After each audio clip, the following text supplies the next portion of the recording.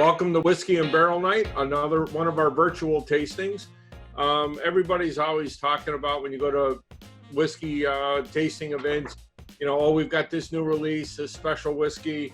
Oh, there's a chance we're going to go taste some Pappy or this single barrel and so forth. And what we're going to do is get back to reality a little bit. When you go to Whiskey and Barrel Night, there's a lot of different whiskeys, and a lot of times you get reintroduced to some old favorites. So what we're going to do is talk about everyday whiskeys that punch way above their weight class. You don't always have to go out and hunt down special bottles like we all have been known to do. You can still get your everyday whiskeys, and there's some that are out there that are just fantastic and absolutely worth the price. So we have a special guest with us. So Ethan Kelly is here.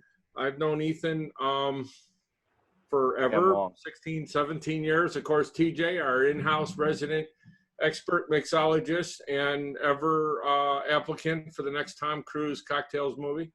And of course, Kevin Foy, our consumer expert, and also our in-house videographer, and the guy that really comes up with just cool pairings all the time. Kevin is always reaching in and grabbing different whiskeys and making connections. If you haven't seen it, our barbecue video and some of the others, Kevin always just comes up with the cool stuff. And and we will be joined by Mario in true Mario fashion. He will join us when he can. He is fashionably late, so Mr. Fashion Statement himself. Ethan, so you know who he is. Like I said, we've known each other for a long time. Ethan helped launch and start Brandy Library with our good friend Flavian. And Ethan has done everything from help to launch distilleries, consult, worked on the industry side of things, and of course is a consummate consumer like all of us.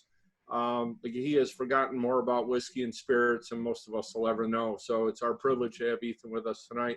So I'm going to kick us off with some Michter's, regular normal Michter's US 1 bourbon, not any of the special releases and so forth, which are all phenomenal.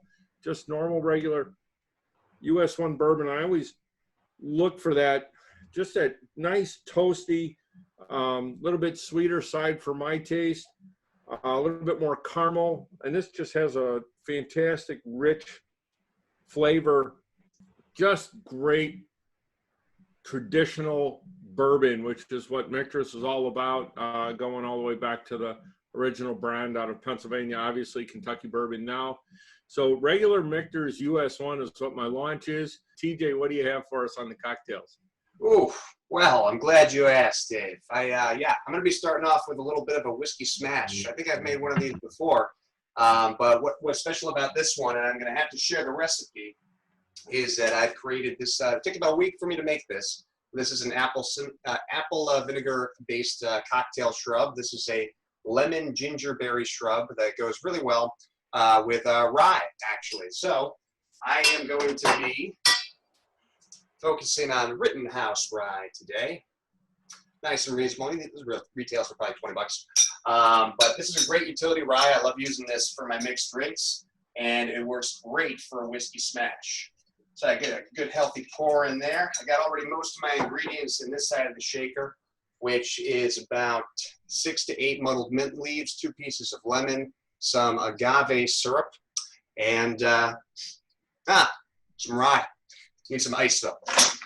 There we go. Now, you got enough rye in there, you know, when in doubt, always add more. Well, you know, if it's not enough, my producer / girlfriend always will add a little nip. So, you know. All right, here's Dave's favorite part. There we go. There's that audition. He keeps trying. Tom's going to call, I'm telling you. Bart, you got that phone ringing yet? You got Tom on the phone? Ethan, can you help us out a little bit? I don't know. That's one hell of a shaker face. Oh, that's as close as I get to stunt work right there, guys. I know Tom does his own stunts, too. So, I am going to double strain this. Let's see. Let's see how pretty this looks on camera. If only I had 1 or 2 more arms for this Zoom stuff. All right. So, the very last thing about this whiskey smash that I did not add yet was my specialty cocktail shrub. And I kind of like to add it last because that sugar kind of sinks right to the bottom as it infuses. Nice. And it kind of adds that little, well, all of those flavors sort of sit on the nose as it dilutes and sinks on down. So there's my whiskey smash, boys. It just needs some sort of garnish. That'll work. So this has lemon, agave syrup, mint, some mint leaves, my little specialty shrub, the Rittenhouse rye, and that's it. Shaken and then strained over ice, and with the cocktail shrub on top. And So one of the classic all-time ryes out there. I mean, Rittenhouse has been around forever. It's great. Absolutely phenomenal rye and great for cocktails. All right, well, cheers, guys. For us tonight. What do I have for you tonight? A classic, and that is the Bunnahabhain 12-year-old off of Isla. I didn't have this one remarkably until a little bit later in my career, probably my second year at Brandy Library, I guess. And when you stumble upon it, you are blown away for a number of reasons. Number one, it's not as peaty and smoky as the rest of its Isla brethren. But two, it's got this beautiful salinity. And three, it's got a mouthfeel that will not quit. It's somewhere between creamy and oily. It is big and rich, and I think you can find this retail for around $40. And there's a reason I pulled it out tonight. Where I am sitting, and I don't know about where you guys are, it is hot.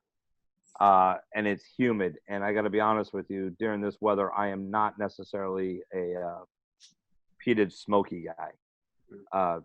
Not when it's this hot. I like that in the autumn months when I can go outside. So this one kind of dings all the chimes because it pulls back from that. It's not a heavy-weighted, space side either. It kind of just dings all the right charms. And at a price point, I can actually pick it up and have some fun with. So, On the rocks, not on the rocks? What's your preference? I'm neat all the way through. I will do a whiskey on the rocks, but I'll typically do a blended whiskey on the rocks. Which, by the way, while we're talking about, value whiskeys, kind of have to tip our hat to blended scotches, don't we? A little bit? Oh, absolutely. I didn't pull any down, but I'll drink the daylights out of those things. Well, TJ did a fantastic cocktail with Johnny Walker Black, which is probably one of the broadest range. I mean, you can get it anywhere. It's incredibly consistent. Again, just a tiny, tiny bit of that flavor. So, but yeah, we've Famous Grouse and all the rest of them. Yeah. Light, easy drinking whiskeys. Yeah. So we don't have any issue with blends at all. As a matter of fact, I've got a single malt, but one that goes into Dewar's. So we'll get around to that. Kevin, what are you starting off with?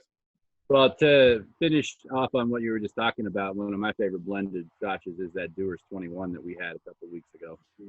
Oh my God, that stuff is little higher than the price point we're talking right now, but hey, it's well worth the money. But I'm starting with Old Forester 1910.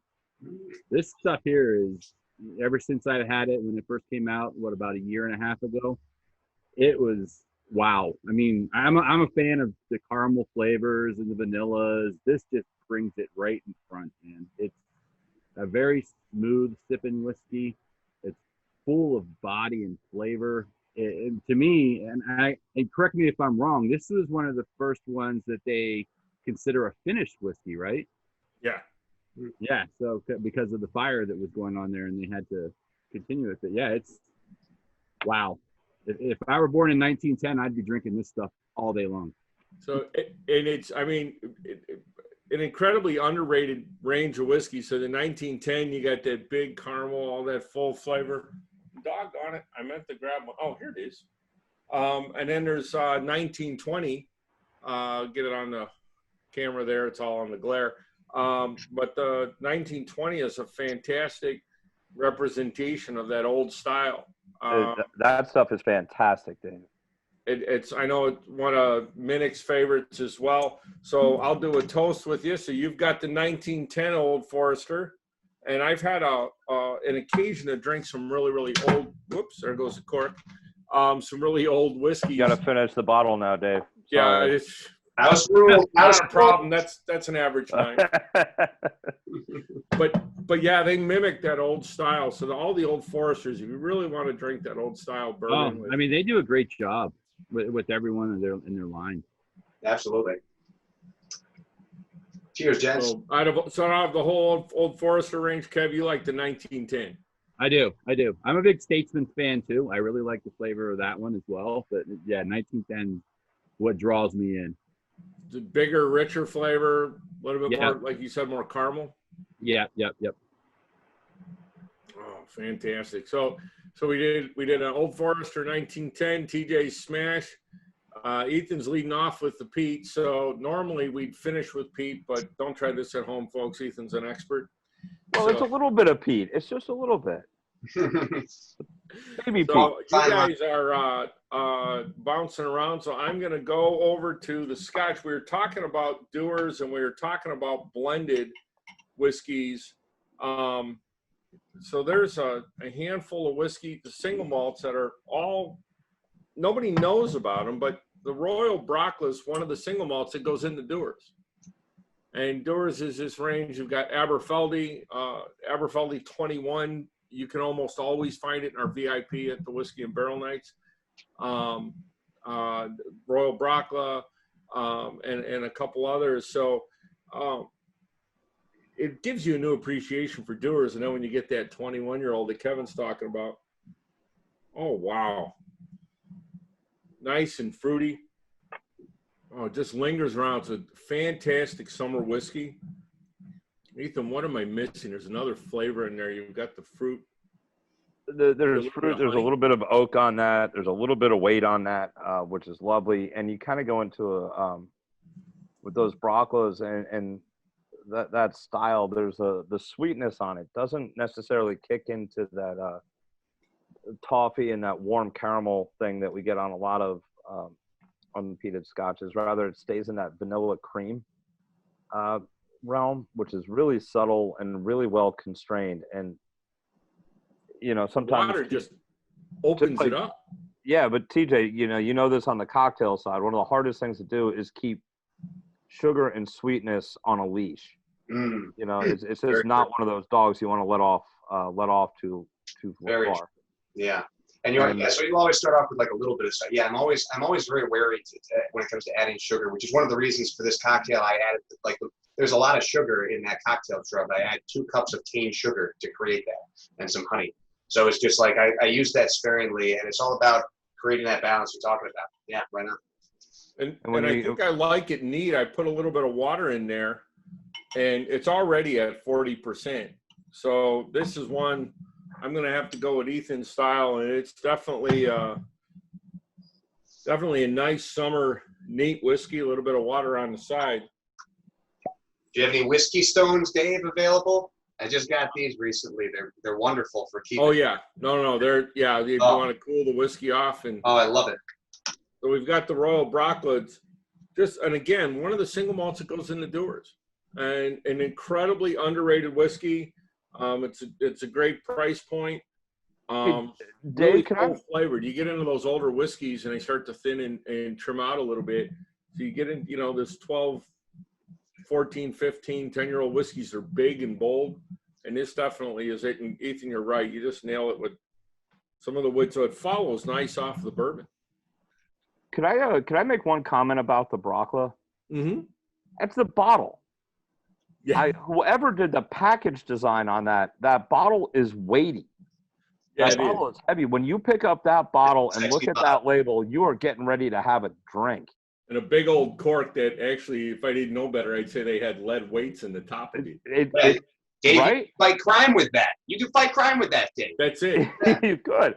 But it really sets a tone for the drink. So for those people out there who don't think that marketing and package design really matter to the juice, that bottle does a great job of introducing the whiskey on its own.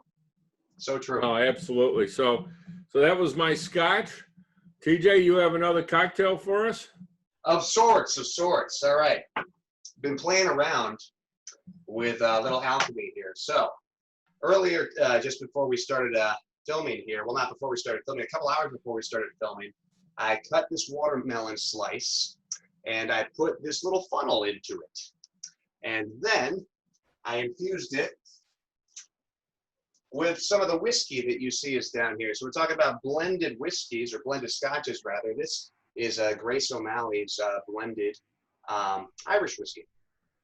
And so I just recently did a tasting with these guys, and I'm going to infuse a little bit more just to be safe here. And yeah, if you guys can't tell from my background, I love bitters. I probably have 25 or 30 different varieties here. And bittermans are one of my favorites. And I'm going to add an additional bit of winter melon bitters from my bittermans collection. These guys here. And so, yeah, I kind of have a drink for you, Dave, but what I really have is a watermelon slice that I've infused with booze over the last 2 hours that I'm going to deliberately eat in front of your guys' faces. Mmm. Oh, yeah. And then when I'm done, I'm going to have some watermelon infused juice at the end. You mean some whiskey infused juice? Oh, it's all the same now. Yeah. It's all connected. But cheers, guys. Yeah. So, I mean, I love frozen watermelon in the summertime, guys. And it goes so well with so many things. I could have just as easily put this watermelon into that whiskey smash instead of berries. And, oh, real refreshing. I love using watermelon for cocktails, especially pureed. But this works really well, too. So this was frozen for about an hour and a half. So this is like nice and cold. Keeps the whiskey cold, the bitters. It's a nice little refreshing one. Oh, fantastic. That's different. Yeah. All right, Kev. So next time we get together, who's doing the frozen watermelon whiskey thing? I mean, TJ is. Not Easy. I'll be behind the mahogany all night. Give me a chainsaw, 5 watermelons, and a go-to attitude. I'll be down. Nice. You're invited over. Come on over anytime. Cheers. You got it. As soon as so I Eden, you started out with a light peat, and where are you going to next? Apparently, I'm jumping on the fruit wagon with the rest of you guys. Wonderful. I am going over to bourbon now, to a weighty one that's kind of been on my radar for many, many years. It is a bargain of a steal, and that's the Evan Williams single barrel. I still don't understand. It boggles my mind why at roughly $32 it has not taken off. But what it does show is a different side of bourbon. A lot of guys who are, diehard bourbon addicts love that over oaked, heavy, deep caramel. As we already talked about here. But sometimes I'm partial to a bourbon that's got a little bit more finesse, a little bit more fruit on it, and a little bit more complexity. Coming out of Heaven Hill, this one dings on all those fruit, those tropical fruit chimes that just kind of make me happy, especially if I'm drinking it neat. It's out of Heaven Hill. So you can have Elijah Craig, which is right here, which has those deeper, darker, more brooding, I like to call them Winona Ryder moments to it. And then on the Evan Williams, you can have something substantially more playful and zesty, if you will. That's what I got for you. Now, we picked a barrel as a celebratory barrel, Evan Williams, one time. I don't know if you pick it up. We got a lot of cinnamon. I mean, we found a barrel that was just a cinnamon bomb. Mm-hmm. Do you notice it? Do you get enough different bottles and enough different barrels to see that come up once in a while? I do. I see a lot more complexity in the Evan Williams between the fruit and the various spices, wherein you go to certain other bourbons, the focus is almost exclusively on oak, char, and caramel. So I'm kind of partial to finesse. So I need to choose my whiskeys that might challenge me a little bit. Does anybody here know what I'm talking about, or am I standing very much so alone? I'm right there with you. You're in good company. We're just sitting there going, "Oh my God, is the wife listening?" Oh no! I'm just like, it's not just me. Oh, yeah. I tend to choose whiskeys that have a a degree of complexity where I can continuously go back, smell it, and go, wow, okay, that's awesome. Oh man, speaking of degrees of complexity, it looks like Mario's going to join us after all. That there's an absolutely perfect segue. TJ, is I do a technical adjustment here on my chair. Mario, put your camera on, and or keep fussing with that. So on my way. There you go. You're good, Mario. Hey, Mario. And, Ethan, welcome, sorry to be Mario. late for my own video, gentlemen. Our partner in crime there, and fashionably late, but always fashionable, right? What I don't understand is spending $150, $250 and being let down 75% of the time. Yeah. And I have this debate, and TJ, you're behind the bar, so I'd really like to kind of get your opinion on this. Sure. Is whether you know, there are two different camps, and I apologize. You have bourbon and you have the Scotch drinkers. And I watch all these guys on social media and part of the groups and everything else, and they say, all right, I'm a Scotch. I've decided that I've had Chivas, I've had a Glenlivet 12, and I just tried a Glenfiddich, and I really enjoy them. I think I'm a Scotch drinker. Guys, what should I, guys, gals, what should I drink next? And in the Scotch world, everybody dives in with the biggest, heaviest, most aggressive monster they can find. And those are beautiful whiskeys. Don't get me wrong, but you see Lagavulin pop up. Mario, I know where you stand on this. So you recommend Lagavulin to a beginner. Well, Lagavulin is now $110, and it's going to whack you in the face with a shovel, or a peat shovel, I should say. Mm-hmm. So are we doing a disservice when we look at new drinkers and saying, this is the best, this is what you have to aspire to sooner than later? Or can we pull back and have a little bit of fun? However, what I noticed with the bourbon drinkers is they don't want to take time to play around in the bottom end of the price range. They just are very excited to go spend money. I had two bourbons. I love them. So now I'm going to go out and I'm going to find God knows what, and I'm going to start at $100 up, and they never focus on a massive amount of bourbons that are, or ryes for that matter, that are available to them under, I know today we were looking under 50, but under $40, frankly. Yeah. Fun segue. Ethan, that's perfect. And if I can chime in right here, I don't think I could have come in at a better point. Our focus this evening are whiskeys. So you're saying you want to leave again and come back in 15? Yeah, no. Our focus tonight is whiskeys that punch above their weight class, and I've been very much looking forward to this. On the forum that I moderate for, we see a lot of novices, and I get asked the question of exactly what Ethan said all the time. I'm predominantly a bourbon drinker. I'd like to experiment with Scotch. Where can I go? And you know how I feel. Immediately telling somebody to go to something that is a slap in the face is not the transition whiskey to make. And with that exact thought in mind, two of the whiskeys that I chose for us during our presentation this evening are specifically crossover gateways, in my opinion.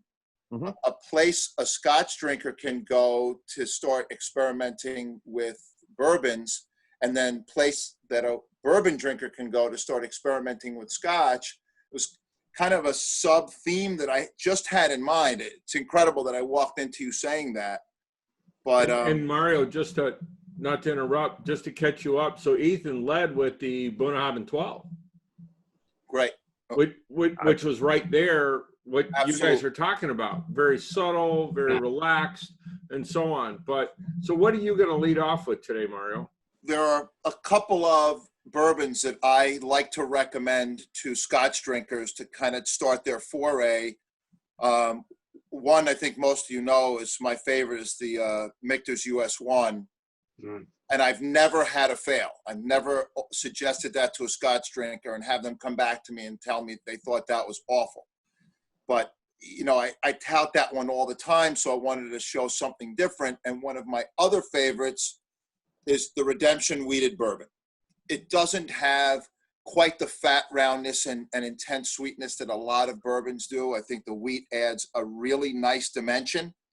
It's a bourbon I enjoy drinking. I think it punches above its weight class. So that was really our theme for this evening. So A little bit lighter. The wheat bring a little bit sweetness to it, but not too much caramel. Correct?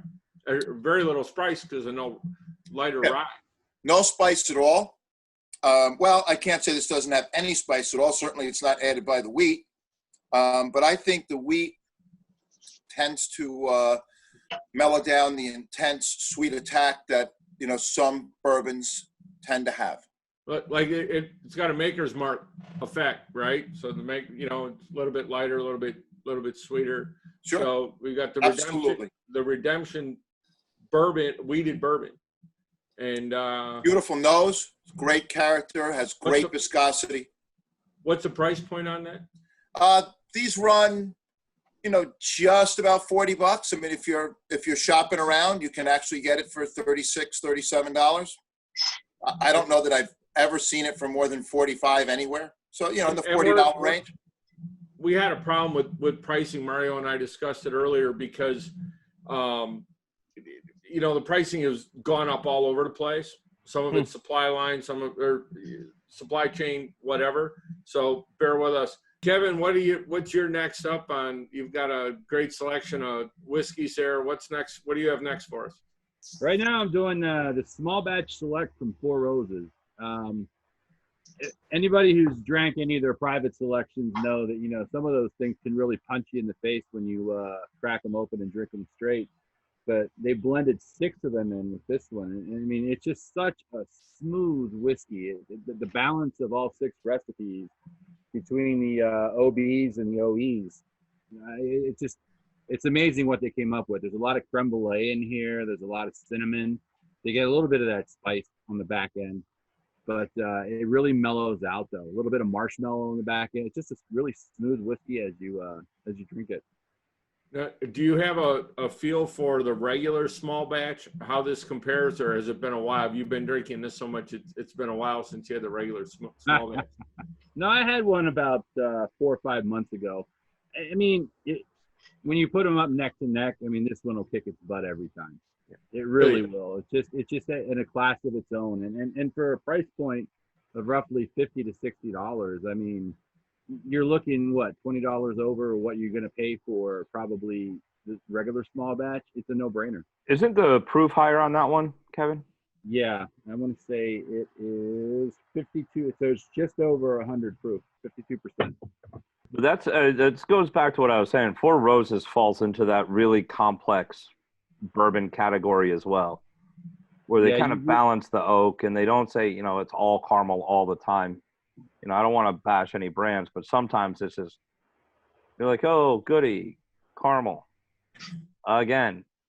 The variety of rye and a lot of spice, which Four Roses has the ability to do with some of their high rye single barrels. But now, Kevin, you said this is not quite as spicy as some of the single barrels we've had? Yeah, you get that cinnamon spice on the back end as you're drinking and it's going down the back of your throat, but nothing like some of those private selections give you.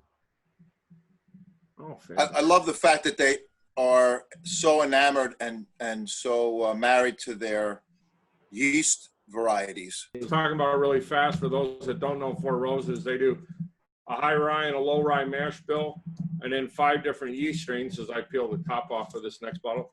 And so they have 10 different recipes. So they have this wide range, high rye, low rye, these different yeasts that create a little bit more fruitiness and so forth. So when they mix and match it, and one of their all-time historic bourbons is that L. Young 50th anniversary, which was a blend, right? And that's, what's also funny, Dave, when you talk about Four Roses, is to remember the height of their warehouses. Their rick houses are not traditional height; they're very low. oh yeah, basically one story.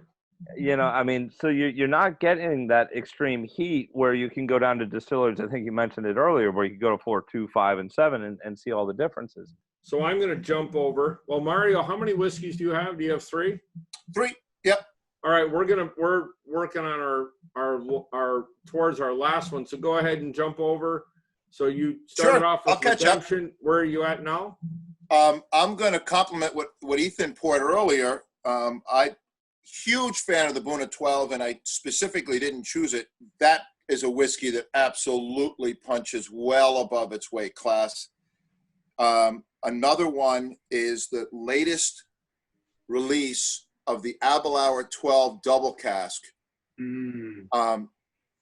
I couldn't believe the disparity between this and the last release. This is an absolutely magnificent whiskey, and I think it has a viscosity and a characteristic that I could recommend this to a bourbon drinker as a whiskey they could expose themselves to in trying to find a spot in the Scotch realm that might appeal to them. So my number 2 Scotch is the new batch, or the newest release of Abelauer 12 double cask. And after the third drink here, Mario's going to be exposing himself to the nearby neighborhood. God, I hope not. Kevin, you'll have lots of editing to do. No. What are you talking about? That's what draws the viewers in. Guys, I think there's an incredible complexity on a whiskey that's essentially $50, give or take a couple dollars. I mean, one of the things David and I were talking about as we're trying to set up for today is the disparity in cost from coast to coast. Certainly that's something we need to take into consideration. So I'll say that this is 50, give or take a couple dollars. My opinion, well worth it. It's complex. It's easy. Nice fruitiness to this. Beautiful mouthfeel. The viscosity on this is, I think, uncanny for a 12-year-old whiskey. And this is another one that gets my vote for a whiskey that punches way above its weight class. I mean, I don't think Abelauer knows how to put out a bad bottle. I mean, I've never been disappointed. So to have their base, you know, their 12-year-old standard Scotch be that good really is a compliment to the brand. But, and again, folks, buy with your palate. Don't buy with your ego. You can have a lot of fun going even lower than that. I make no bones about it. When this whole COVID thing, and I got quarantined back in the day when it was supposed to be a few weeks, the first thing I did was run out and grab myself a handle of Wild Turkey 101. Nice. I mean, that was stop number one. just in case, you know. I got to call that. Would be proud. And you know the whiskey. It's a fantastic bourbon, but after all these years of drinking great stuff, that's still one of my oh shit bottles, you know? I mean, you know, you got to bug out. That better be in my bag. I was introduced to that stuff in college, man. Oh, yeah. Boy, oh, boy. That's one of my, All right. The only thing that I think might top that would be the old granddad bonded. I wish they made that in a handle. That stuff we're hitting on, you know, we're doing Heaven Hill. You got W. Gant. You know, you got Gant, again, $20 a bottle. You can't get it everywhere. I knew a guy that was like, look, if you can buy me a case, would you send it to me? I'm like, you're kidding me, right? But when you go back, when you drink it, it's good. So I'm gonna skip to the next one because I'm dying to also do a toast with Foy on what he's got. So Mario hurt me on the last video, and he pulls out as his finished whiskey, and I tried to, you know, keep up a little bit because he went to an Irish, and I pulled the Kilbeggan 18 off, which is absolutely phenomenal Irish whiskey. A bit pricey. So Mario poured a 21-year-old select cast Redbreast, which of course he's never brought, he's never shared or anything else. Mario, I got a 29-year-old Macallan up here. Yeah, you're not getting any of that. There's that much left. Yeah, no, I was saving it, but after last time, it ain't happening.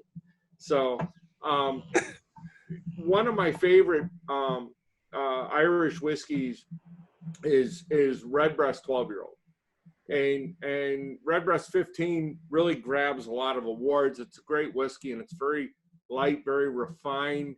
but I love that earthy, not earthy, I'm sorry, leathery, thick, rich taste of Redbreast 12. And but after chatting, Mario says, look, Dave, spend a couple dollars. We're really on the top end of that price point we were trying to get. So I use the excuse of COVID and everything's a little bit more expensive. So we got the Redbreast 12-year-old cast strength. And I've had this before. It's been a while, and I am just dying to, Barb, this was on the shelf. I didn't buy this today.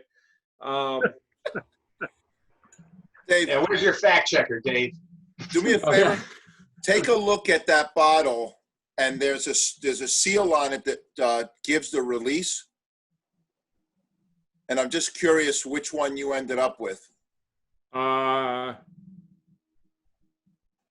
Batch B219, if that means anything. So, And if anybody's interested, I'll tell you why I asked. no. Now, the B219 has been my favorite of the last 3 or 4. Spectacular, spectacular whiskey. So, this is Redbreast, definitely one of the most awarded Irish whiskeys. The 12-year-old is phenomenal, and then the cast strength. So we are at there it is, 55%.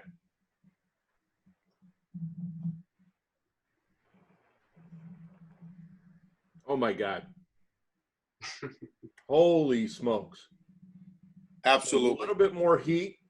It masks that leathery, thick taste that I like, so it almost feels a little lighter. But then it comes up on the back end and just floats through. My previous favorite was the 17, batch 17. And it has a strong characteristic of the unmalted barley. The Redbreast 12, all the Redbreasts are a vatting of malt and distillation of malted and unmalted barley both. The 19 has a little bit more characteristic of the malted barley, and it's more fruit forward than any other Redbreast 12 I've ever had. It was really unique. It knocked my socks off too, David. What's cool about this, so you start with the barrel strength or cast strength, pardon me, and we're talking Ireland, and then add water and just let that water open up the whiskey slowly to personal taste. Oh my God, what a fantastic pour. Again, in that $70, $80 range, we're creeping up a tiny bit. I cheated, and we discussed it, but it's another one of those. It's absolutely worth it. Wow. All right, Ethan. I'm not allowed to bring my Amrit Fusion to the party, but you can do this. All right, Dave. What do you got, Fink? Come on. I look forward to your pirouette every single week. You're already missing. Oh, man, you missed the pirouette. I'll do an extra one just for you, though. Thank you. Yeah. I'm finishing off. We don't judge. We don't judge, TJ. I'm finished. Oh, well. Yes, we do. Well, speakeasies are for judging. Nah. I mean, everybody knows my name at this bar, but that's only because it's in the little boxes. I'm finishing off with Irish whiskey as well. I messed around with this Teeling before, like a month or so ago, and I really like this stuff because it is aged in ex-Sauvignon Cabernet barrels. So that ends up with a little bit of fruitiness.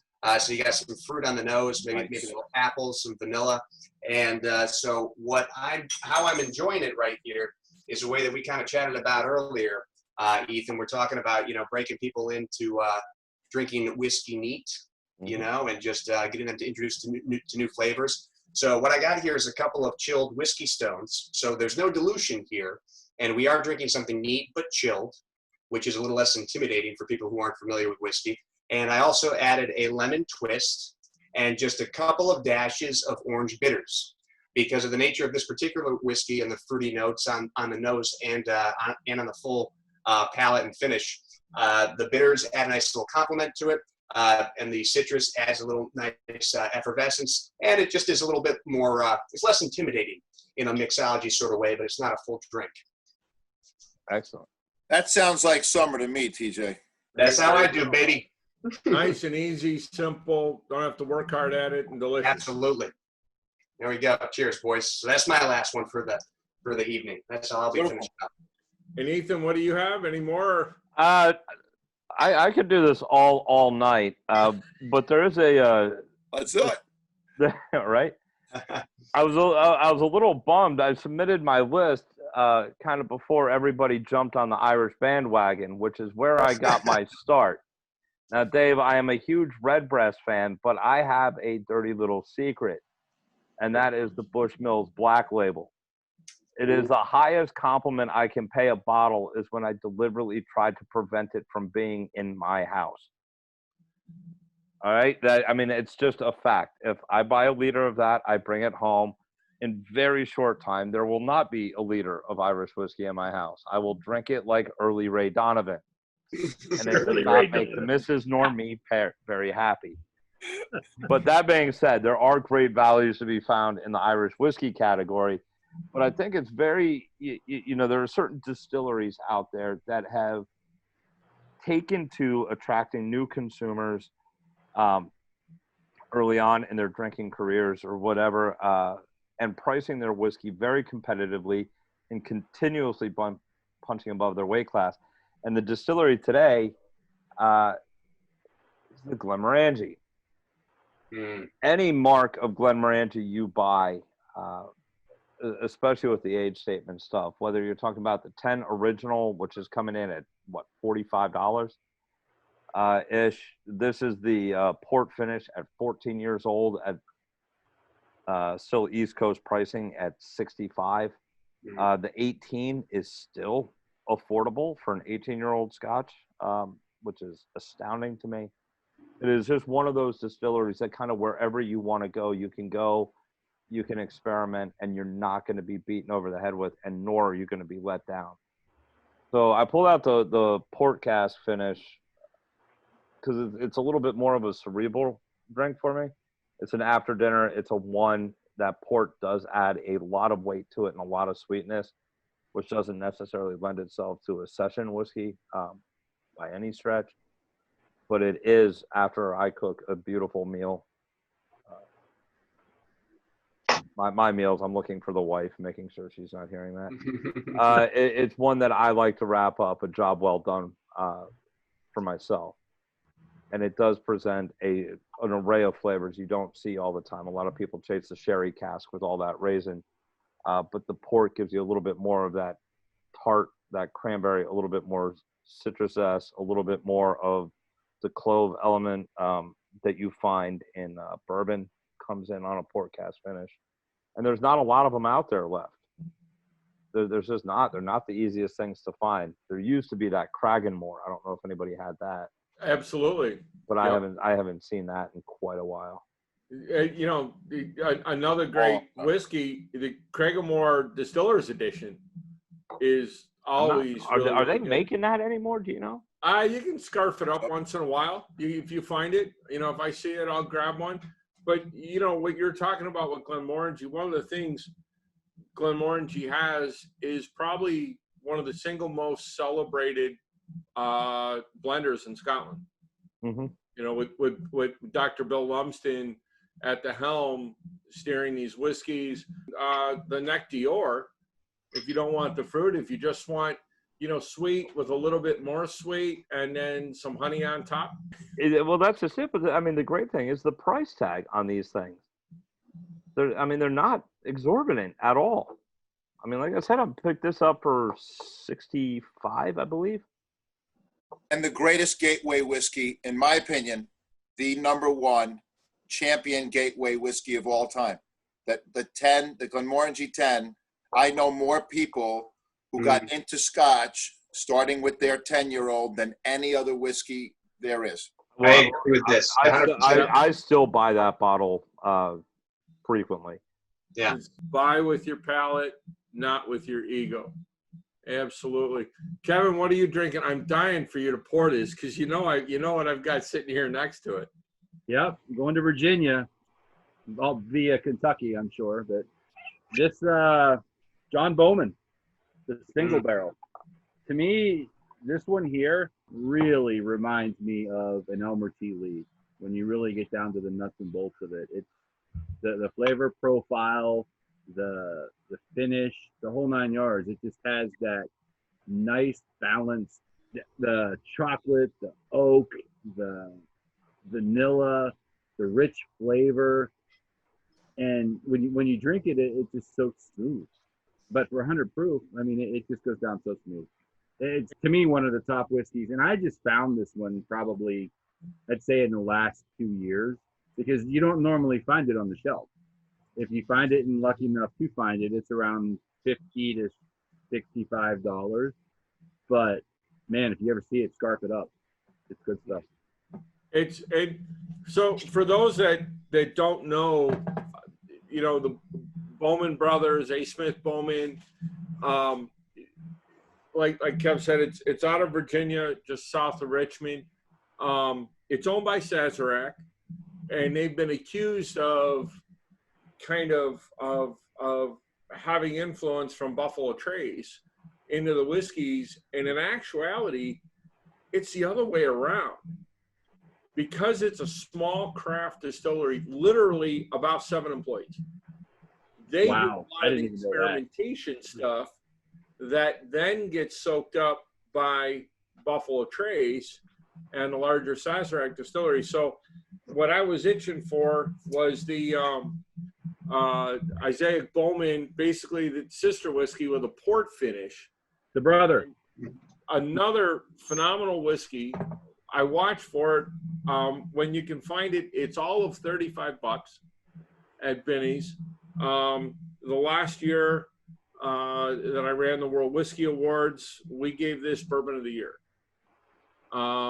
Kentucky wasn't real happy, but you know they got over it. So Kevin, I'm going to toast your single barrel Bowman with a little bit of again that Dave sweet tooth. And a port sub theme running Another here. one, yeah. And it's the brothers of the Revolutionary War knew what they were doing. Oh God, I mean, just phenomenal whiskey. So the Bowman port finish got that award, and then a few years later, all of a sudden you see 1792 with a port finish. So you know, and like I said, it's they'll never say it, but I personally think it's one of the experimental wings of Sazerac. They operate with a lot of autonomy, but the single barrel stuff is good. And Kevin, I apologize, it was a little light. So you said it's a heavier on the caramel on that single barrel? Yeah, I mean, yeah, there's just some chocolate hints in there too.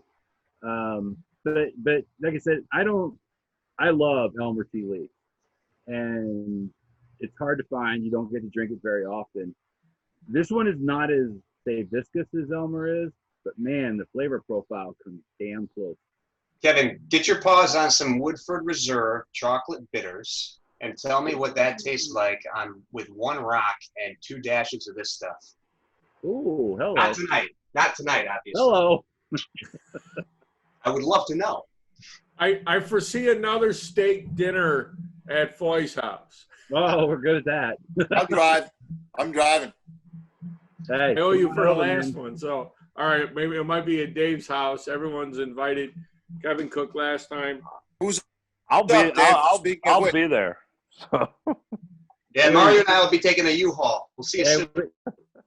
We got the Kamado Joe smoker over here, buddy. That thing will make a mistake. Oh boy, oh boy. And then Mario, do you have a nightcap for the night? Are you? I do. And my number 3 is another one of my favorite punches, way above its weight class. Cregality 13. It amazes me that a whiskey this good can be had for $50. Talk about buy with your palate. Do not snub your nose up at this whiskey. It is unbelievable how good this thing is for $50. A beautiful light golden color, great complexity, a wonderful summer whiskey because it has beautiful notes of citrus fruit. And I don't know what else to say. I really like it. Matter of I had fact, that a couple weeks ago. it's shocking how good it is for the money. It's That's all I amazing. can say. Cheers. Cheers. Cheers. Cheers, brother. So, folks, TJ, Kevin, of course, Ethan, our special guest. So we didn't really expound on it too much. So Ethan has done a lot of different things, and he currently is the whiskey curator and spirits curator for Spirits Network. Wears a bunch of different hats, but he's one of the main whiskey guys. So if you have a chance, definitely get on spiritsnetwork.com. Flavian, the founder and owner of Brandy Library, does a show, Ethan, on Wednesdays, correct? We're on hiatus right now. There's some shows on Wednesdays. We're always adding new stuff. But Flavia and I have teamed up again for a podcast. So if you really want to hear two people who could be asked to leave many bars for rambling on incessantly about dumb shit, then tune in because People. Ethan, where do you find that podcast, Ethan? Where can people find it? It's Make Mine Neat, and it's available on all podcast platforms, and you can access it through spiritsnetwork.com as well. Make Mine Neat, you said? Make Mine Neat, yeah. And we have a lot of authors. But we're also liable, to talk everything about GMO grains, two-part series about oak trees only. We didn't even make it to the booze on that one. That actually sounds awesome. It's all over the map, but we talk about a lot of things.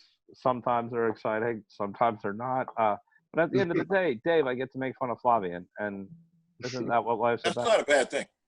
Not a lot of people get to do that. No, a lot of people don't get to sit around with their ex-boss and make fun of him again. So, but it's he brings that, remarkable knowledge and expertise, in the chemistry and everything else, and all the words that I'm not able to remember. And then with my experience on the marketing and the kind of the reality side of things, it makes for a very interesting conversation. And we're going to have Flavian on a future show. So one of our other topics are going to be brandy and cognac barrel finished whiskeys. This is why you come to Whiskey and Barrel Night. Don't be afraid to taste all the different whiskeys. Don't just go look for the rare collectibles. Definitely, we want those, and that's what going to the events are about. Visit Mario in the VIP area. It will be some very cool, some very interesting whiskeys, but a lot of times they're just very hand-selected, curated, as Ethan likes to say, specialty whiskeys. We will have TJ with us. And don't be afraid to go back to the basics and get some phenomenal whiskeys. So, Mario, anything else? Anyone else have anything last to say? Ethan, thank you very much for joining us tonight. It was a pleasure to have you as our guest. And Thank guys, you, Mario, for making it. I hope you're safe. Tell me that wasn't the hutch. He's always late, but Mario remembers all of the niceties that I will forget. Oh boy. Perfect timing, Mario. Way to go. I tell you what, Mario, I just poured myself another one of this. very cool. That's the danger and the allure of this little chat group you found yourself in, Ethan. Blanja. Everybody, buy with your palate, not with your ego. Cheers. Cheers. Cheers, guys. Cheers. See you next time, guys.